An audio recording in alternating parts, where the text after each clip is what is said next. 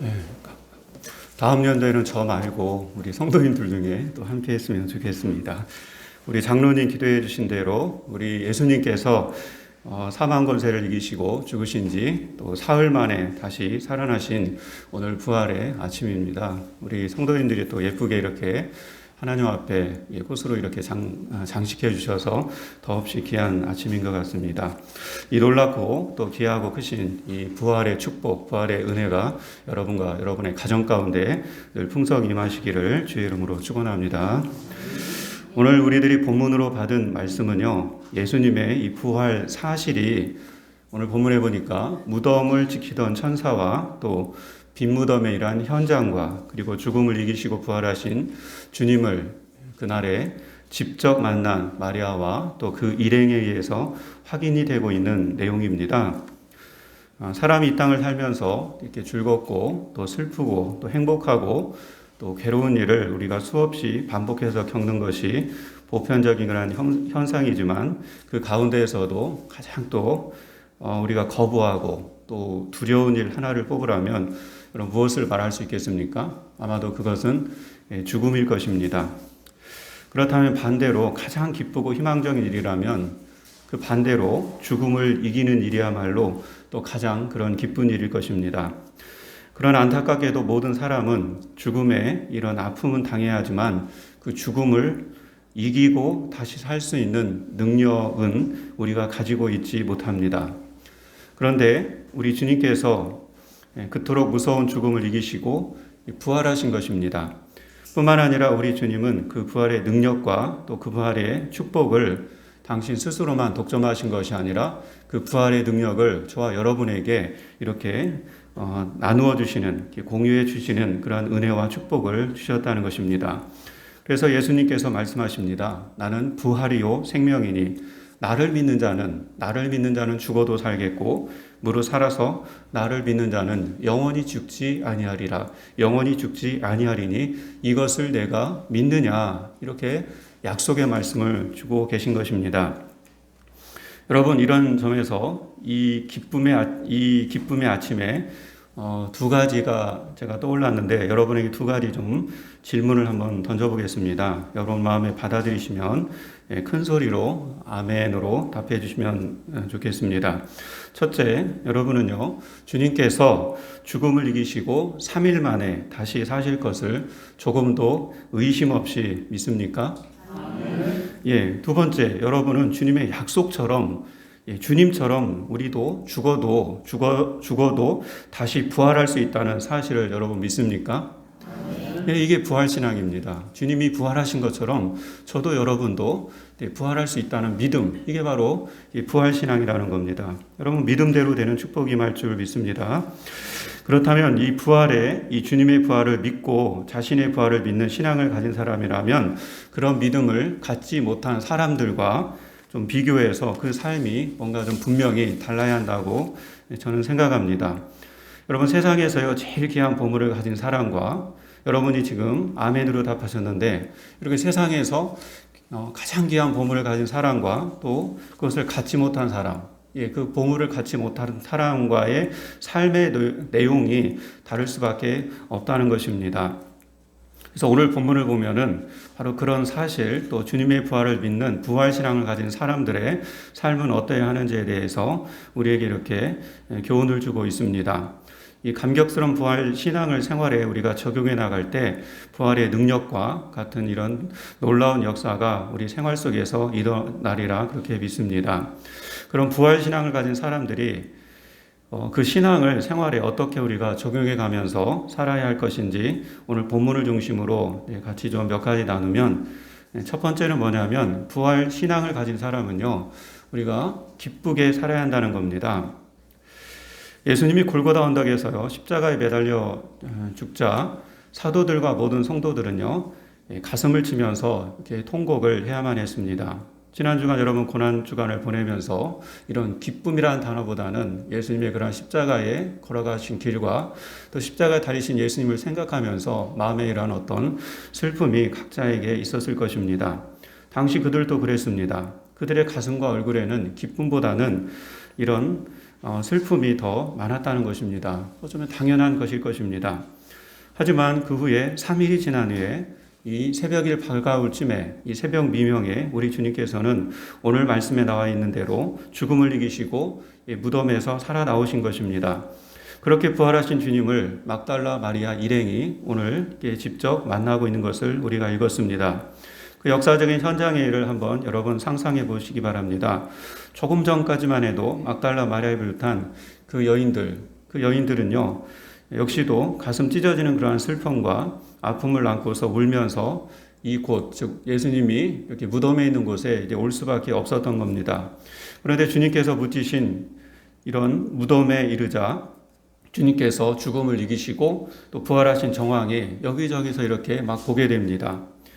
우선 무덤에 돌문이 열려 있었고 또 그곳을 지키고 있던 흰 옷 입은 천사는 여인들을 향해서 말하기를 예수님은 이미 부활하셔서 이곳을 나가셨다, 그렇게 말씀하고 있습니다. 아마도 이런 경우에 사용되는 적당한 말을 찾으라면 글쎄요, 저는 이게 꿈이냐 생시냐 이제 그런 표현이 맞지 않을까 그런 생각을 해봤습니다. 우리가 앞서 시편 126편에 이스라엘 백성들이 저 바벨론 포로에서 이렇게 돌아올 때 고레스의 그러한 칙령에 의해서 너희들은 이제 고국으로 돌아가라. 그 칙령을 받고 이제 고국으로 돌아갔을 때 시편 126편에 1절에 뭐라고 얘기합니까? 우리가 꿈꾸는 것 같다도다. 이게 꿈이냐 생시냐 할 정도로 꿈꾸는 것 같다도다. 그렇게 그들은 고백을 하였던 것입니다. 여인들은 이렇게요, 기쁨의 감정을 추스릴 새도 없이 제자들이 있는 곳을 향해서 막 다름질해서 나가기 시작합니다. 조금 전 무덤을 찾아서 올 때만 하더라도 이러한 슬픔의 무게에 눌려서 발은 막 천근이나 되는 것처럼 무거웠지만 지금은 아니더라는 겁니다.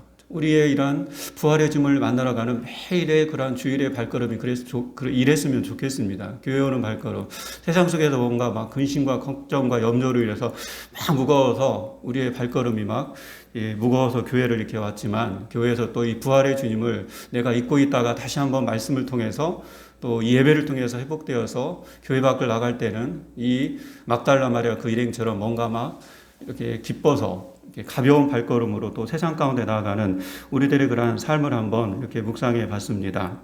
여러분, 흔한 말로 정말 막달라 마리아와 그 일행은요, 날아갈 듯이 몸이 막 가벼웠습니다. 얼마를 막 달렸을까, 이렇게 달려가고 이렇게 가다가 그들 앞을 딱 가로막고 있는 사람이 한 사람 있었다고 오늘 본문에 나옵니다.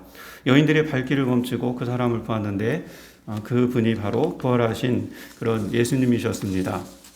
이 감격적인 장면을 한번 여러분 정말 부활신앙 우리가 가지고 있다면 그 감격적인 순간 내가 그 자리에 있었다면 그 슬픔에 있었던 그런 나였는데 부활하신 주님, 그 예수님이 부활하신 그 주님을 딱 만나는 순간 나의 마음은 어땠을까? 여러분 한번 상상해 보시기 바랍니다. 그 기쁨을 오늘 8, 9절에 그렇게 기록하고 있는데 제가 다시 한번 읽어드리면 그 여자들이 무서움과 큰 기쁨으로 빨리 무덤을 떠나 제자들에게 알게 하려고 다름질할새 예수께서 저희를 만나 가라사대 평안하냐 하시거늘 여자들이 나아가 그 발을 붙잡고 경배하니라, 그렇게 나오고 있습니다. 그들 생에 있어서 어쩌면 최고의 기쁨을 느꼈을 것 같습니다. 조금 전까지만 해도 슬픔에 이러한 눈물이 쏟아지던 그들의 눈에서는 이제 이런 기쁨의 눈물이 뜨겁게 펑펑 쏟아지지 않았을까, 그런 묵상을 해봤습니다. 우리 함께 본문을 이렇게 통해서 확인하고 있는 바, 이 여인들이 이렇게 크게 기뻐하는 이유는요, 막 달려가다가 어떤 금덩이를 주었기 때문도 아니고 요즘 말로 하면 앞으로 복권에 당첨될 1등 복권을 이들이 땅에서 주었기 때문이 아닙니다. 이들이 이렇게 막 기쁜 건 뭐냐면 바로 부활의 주님을 만났기 때문에 이들이 이렇게 기뻐했던 것입니다. 바로 여기에 우리에게 주는 교훈이 있다고 봅니다. 즉 예수님이 이 부활을 믿는 사람이라면 이 여인들처럼 정말 우리가 부활신앙을 가지고 부활을 믿는 사람이라면 예수님 이들처럼 기뻐하는 삶을 살아야 한다는 것을 먼저 말씀하고 있습니다. 사랑하는 여러분, 부활하신 예수님을 만난 사람답게 여러분 삶 가운데 지금 기뻐하면서 그렇게 살아가고 있습니까? 부활하신 주님을 만나서 여러분 기뻐하는 그런 표정으로 살아가고 있습니까?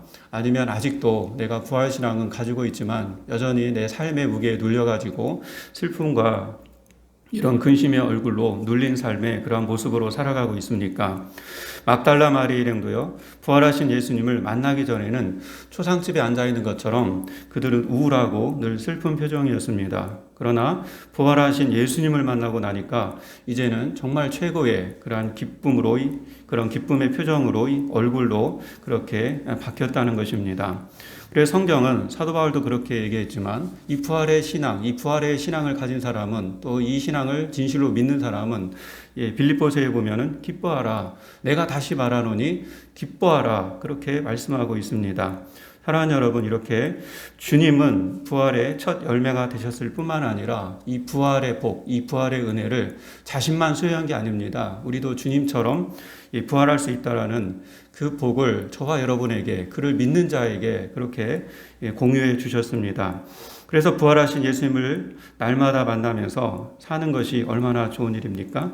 여러분, 이 주님 부활의 기쁨을 그 어떤 것에도 빼앗기 주리가 않고 이제부터 우리 삶에 기쁨의 근원 되시는 그 부활의 주님을 바라보며 살아가는 그런 삶이 되기를 주의 이름으로 축원합니다.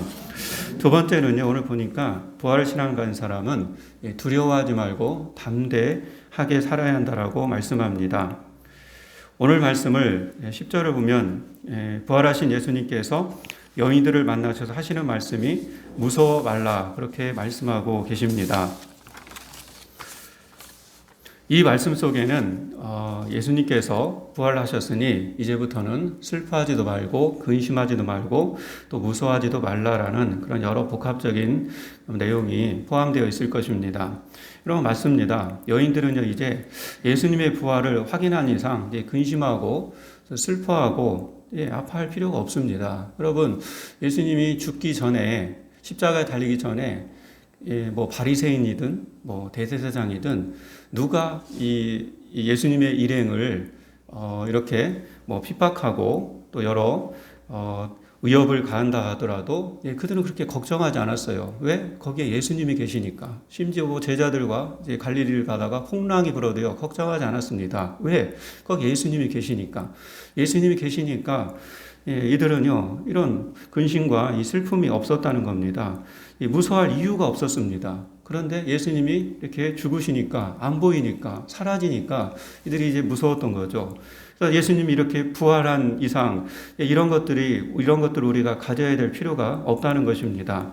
그러게 그들은 무덤에 올라올 때는 전혀 다른, 무덤에 올 때에는 전혀 다른 모습으로 제자들을 향해서 이제 달려갈 수가 있었던 것입니다. 그래서 예수님의 부활을 믿고 자신의 부활을 믿는 신앙을 가진 사람이라면 다른 면에서도 그렇지만 특별히 이런 믿음을 지키는 일에 있어서만큼은 전혀 두려움이 없는 그런 담대한 그런 사람이 돼야 될 것을 말씀하고 있습니다. 그래서 사도 바울은 이걸 깨닫고 나는 후에 이렇게 고백했습니다. 또 역시 저와 여러분의 그런 고백이 되기를 바랍니다. 주님이 부활하셔서 나와 늘 함께 하시고 나도 부활신앙으로 살아간다면 사도 바울의 이 고백이 얼마나 귀합니까? 제가 읽어드리면 누가 우리를 이런 그리스도의 사랑에서 끊을 수 있으랴. 환난이나 공고나 핍박이나 기근이나 적신이나 위험이나 칼이랴. 높음이나 깊음이나 다른 아무 피조물이라도 우리를 우리 주 그리스도 예수 안에 있는 하나님의 사랑에서 끊을 수 없느니라, 그렇게 고백을 하고 있습니다. 여러분, 사도 바울의 고백이 또한 저와 또 여러분의 그러한 고백이 되기를 주의 이름으로 축원합니다. 여러분, 혹시 핍박이 두려워서 적당히 신앙생활을 하고 있지는 않습니까? 손해나는 것이 두려워서 소극적인 신앙생활을 하고 있는 분은 없습니까? 또 사람들의 이목이 두려워서 나 예수 믿는 사람이라고 떳떳하게 말 한마디 못하고 언제는 믿는 사람처럼 행동하고 또 언제는 믿지 않는 사람처럼 행동하는 이중적인 그런 처신을 하면서 지내는 분은 없습니까?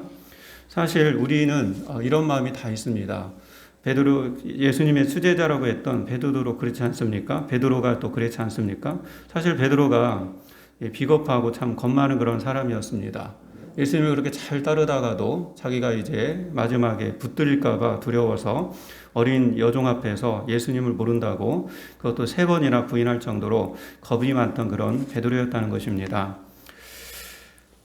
이런 정도의 신앙까지 우리가 정말 내려갈 수 있는 거구나. 그렇게 예수님의 수제자라고 하면서도 한순간에 우리의 신앙은 이렇게 높다가도 이렇게 팍 떨어질 수 있는 것이 우리의 신앙에 이런 정도까지 떨어질 수 있다는 것을 베드로를 통해서 이렇게 보게 됩니다. 그런 그가 부활하신 예수님을 진심으로 만나고 여러분 어떻게 달라졌습니까? 사도행전에 보면요. 유대 지도자들에게 예전에는 붙들려서 막 도망 다녔는데 이제 유대 지도자들이 와서 의역과 이제 협박을 받았지만 어떻게 그가 대답했습니까? 그는 이렇게 대답합니다. 베드로와 요한이 대답하이르되 하나님 앞에서 너희 말 듣는 것보다 하나님 말씀 듣는 것보다 너희 말 듣는 것이 하나님 말씀 듣는 것보다 옳은가 판단하라. 우리는 보고 들은 것을 말하지 않을 수 없다. 그렇게 아주 담대하게 그렇게 말합니다. 즉 부활하신 주님을 만난 후부터는 죽음까지도 두려워하지 않는 담대한 사람으로 그렇게 변화되었음을 우리에게 보여주고 있습니다. 마지막에는 거꾸로 십자가에 매달려 순교를 하면서도 복음 전파의 신앙을 지켰음을 교회사는 우리에게 이렇게 전하고 있습니다. 사랑하는 성도 여러분, 예수님은요, 우리처럼 못난 사람들을 구원하시려고 그 귀하신 몸을 십자가에 내어 주시는 그런 사랑을 베풀어 주셨습니다. 그런데 어찌 믿음 때문에 불이익을 받는다고 해서 또 믿음 때문에 핍박을 받는 일이 있다고 해서 그것이 두려워서 우리가 비굴하고 또 소극적인 신앙인이 되어야 되겠습니까?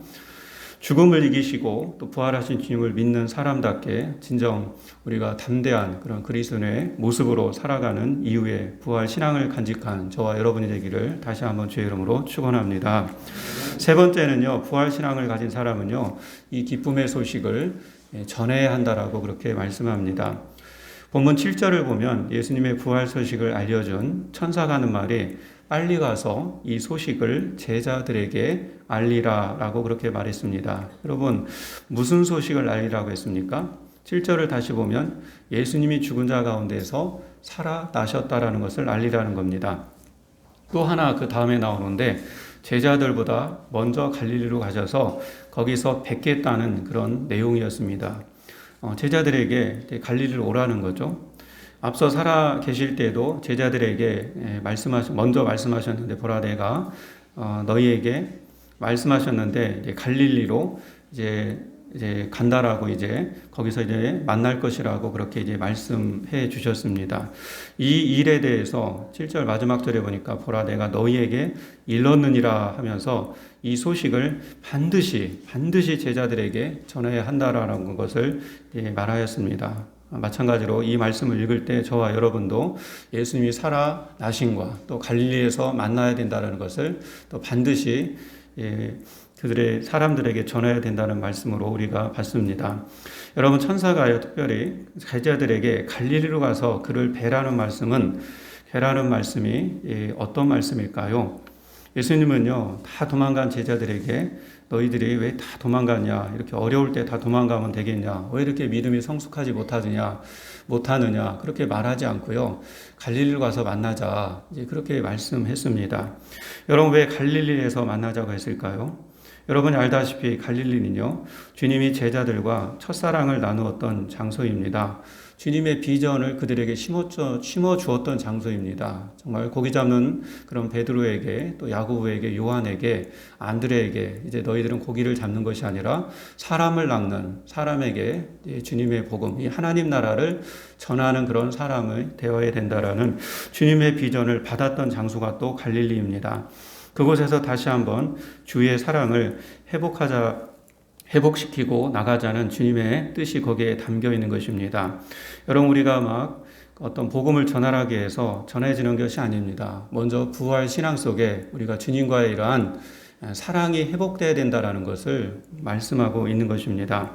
이 부활절에 우리의 첫사랑을 회복하고 우리의 비전을 다시 한번 새롭게 하고 또 다시 한번 우리가 이 하성교회 우리 교회의 존재 이유를 새롭게 또 주님 바라보면서 출발해야 한다는 것을 말씀하고 있다는 겁니다.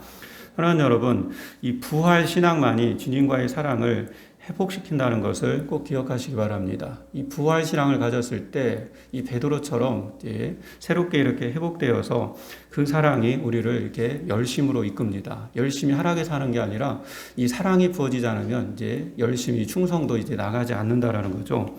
성경을 보면요, 주님을 따르던 사람들은요, 주님을 사랑하는 마음을 가지고 따랐다는 것을 알 수가 있습니다.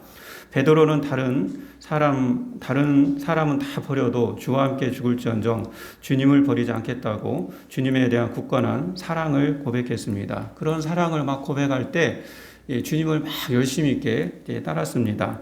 그런데 주님이 그들 곁에서 떠나가시니까 다시는 함께 할 수 없는 길을 가셨다고 그가 막 믿으니까 더 이상 주님을 따를 수가 없다는 겁니다. 여러분, 주님이 안 보이고요, 내 삶 가운데 이게 사라져버리면요, 내가 주님을 따르고 싶어도 못 따른다는 겁니다. 베드로도 그런 형편에 있었습니다. 그냥 예수님이 십자가에서 죽어버리니까 따를 수가 없었던 거죠.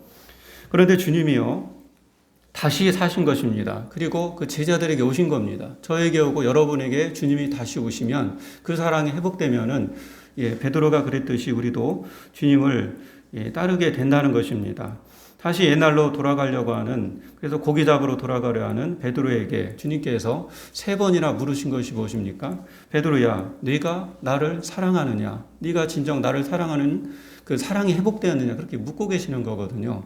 그러니까 사랑의 회복을 지금 묻고 계시는 겁니다. 내가 나를 사랑하느냐? 그렇게 계속 주님께서는 베드로에게 질문하셨던 것입니다. 베드로는 부끄럽고 자신 없는 모습으로 사랑을 고백했지만 그 주님을 향한 사랑의 마음이 다시 일어나서 그 이후로 주님을 위해서 죽도록 충성하고자 하는 마음이 일어났습니다. 기꺼이 주의 복음을 따르기로 그가 이제 결단하고 충성된 자로 다시 바뀌게 됩니다. 사랑하는 여러분, 이렇게 부활 신앙으로요, 우리 안에 사랑이 살아나면 주님을 향한 사랑을 넘어서서 또 가족을 전도하고자 하는 그러한 사랑도 살아나는 것이고, 또 이웃을 전도하고자 하는 그런 사랑의 열심이 우리 안에 일어난다는 것을 보여주고 있습니다. 그래서 무슨 일이든지 주를 향한 그러한 열심을 갖게 됩니다. 그것이 살아나는 것입니다. 그래서 오늘 본문에 갈릴리로 와서 만나자, 너의 사랑이 회복돼야 된다, 이제 그 말씀을 하고 계십니다. 그래서 주님 부활의 기쁨 소식을 우리가 전하게 됩니다. 우리는 갈릴리로 가서 부활하신 주님과의 이러한 첫사랑을 회복해야 한다라고 주님께서 말씀하고 있습니다. 사랑하는 성도 여러분, 예수님의 십자가가 인류 구원의 길이라는 걸 누가 예상이나 할 수 있었겠습니까? 십자가에 처형당한 사람은요, 메시아가 아니라 저주받은 사람에 불과했습니다. 최소한 이 제자들도 부활하신 예수님을 만나기 전까지는 그렇게 생각했습니다. 그냥 나무에 달린 자마다 저주를 받느니라. 신명의 말씀처럼 저 예수님은 그냥 십자가에 달리셔서 저주받은 사람에 불과했다는 것입니다. 그래서 그 십자가를 그냥 대부분 다 회피하고 싶어 합니다. 오늘날 유대인들이 99%가 믿지 않는 것도 그냥 그 십자가를 회피하는 겁니다. 저 십자가에 달린 예수는 우리를 위해서 죽으신 메시아가 아니다, 구세주가 아니다. 그들은 그렇게 얘기하고 있습니다. 그러나 우리를 향한 이런 하나님의 사랑이 예수님으로 하여금 십자가를 지게 하셨고, 또한 하나님은 십자가로 죽은 예수님을 살리셨습니다. 저와 여러분은 그것을 믿습니다. 그래서 성경은 말합니다. 예수는 우리가 범죄한 것 때문에 내줌이 되고, 내줌이라는 것은 여기서 십자가에 달려 죽으시고, 또한 우리를 의롭다 하시기 위해서 살아나셨느니라, 그렇게 말씀하고 있습니다. 이 모든 구속의 일을 하나님께서 이루어 가셨습니다. 이 하나님의 사랑을 깨닫게 하고 이 사랑이 우리에게 부어질 때 우리는 이러한 부활의 소식을 힘있게 전할 수 있다라고 성경은 말씀하고 있습니다. 사랑하는 성도 여러분, 우리는 부활 신앙을 가진 사람입니다. 바울의 글 한 곡처럼 나는 예수의 흔적을 가졌다고 그렇게 고백했을 때 제가 한번 묵상을 해봤는데, 그 예수의 흔적을 가진 것 중에 가장 큰 게 뭘까? 바로 우리가 부활 신앙, 이 부활 신앙을 가진 것이 아닐까라는 그런 묵상을 해봤습니다. 삶의 기쁨의 근원을 부활하신 예수님에게서 찾아 여러분의 삶이 예수님으로 인해서 기뻐하는 삶이 되기를 원합니다. 또한 우리 인생의 모든 두려움을 가져가신 부활의 주님을 믿으면서 하나님이 우리에게 주신 것은 이러한 두려워하는 마음이 아니라 오직 능력과 또 사랑과 이러한 절제의 마음임을 깨달아서 날마다 우리가 삶 가운데 담대하게 살아갈 수 있기를 바랍니다. 또 끝으로 여러분의 삶이 정말 기쁨으로 가득 차고 또 내가 이렇게 담대하게 살 수 있는 것은 뭐냐? 나는 부활하신 주님을 만났다. 이것을 여러분 주변에 또 이렇게 저도 마찬가지지만 전하는 그러한 삶을 살아갈 수 있기를 또 우리 주님께서 바라신다는 것을 말씀합니다. 오늘 부활절을 맞아서 예수님이 십자가에서 분명 죽으셨으나 또한 분명 무덤에서 살아난 이 부활의 소식이 우리 모두에게 확신이 되고 또 이를 믿고 우리가 부활의 증인으로서 사는 그런 우리 하성교회와 우리 모든 성도님들에게 되시기를 주의 이름으로 축원합니다. 하나님 아버지 감사를 드립니다. 오늘 부활절을 맞아서 또 주님의 2000년 전에 있었던 이 무덤의 이러한 소식을 또 저희들이 듣습니다. 오늘의 말씀으로 듣게 해주시고 예수님이 부활의 첫 열매가 되셨음에 우리도 주님처럼 부활하심을 믿고 이 부활 신앙을 가지고 살아가는 우리 모두가 될 수 있게 하여 주시옵소서. 주신 말씀처럼 그래서 늘 기뻐하며 또 담대하면서 부활의 이 소식을 전하는 저희들 되게 하여 주시옵소서. 예수님의 이름으로 감사하며 기도합나이다. 아멘.